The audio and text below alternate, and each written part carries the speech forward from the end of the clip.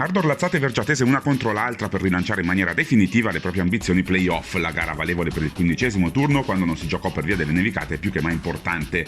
L'Ardor, dopo l'ennesima rimonta epica, prova a partire con il piglio giusto, tiro da fuori di Baldan, su quale Russo si salva, pur in maniera non perfetta. Più nitida l'occasione che capita sui piedi di Berberi, ma il diagonale va clamorosamente a lato. Errore che pesa, mentre la Vergiatese si fa vedere con la punizione di Becerri. A lato sarà un fattore però, soprattutto nel secondo tempo. L'Ardor prova con tiri da fuori, più performante la parata di Russo su Baldan stavolta. Poi anche la Vergiatese una grandissima occasione, schema su corner, Becerri serve Pandiani che solo in area di rigore manca clamorosamente la porta di testa.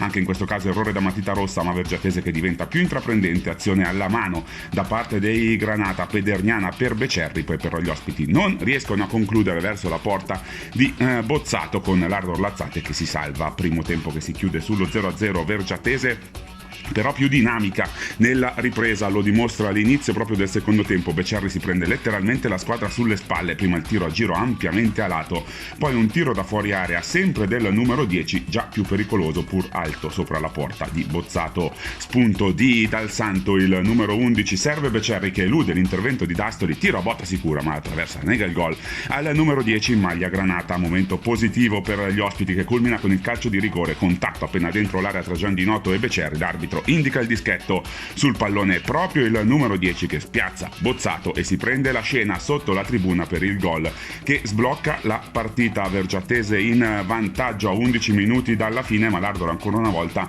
reagisce, palla che danza pericolosamente nel cuore dell'area di rigore. Pozzi non la controlla, ma alle sue spalle c'è Oltian Berberi che da 2 passi non perdona. 12° gol in campionato per l'attaccante che ancora una volta salva i giallo-blu, riportando la gara in parità.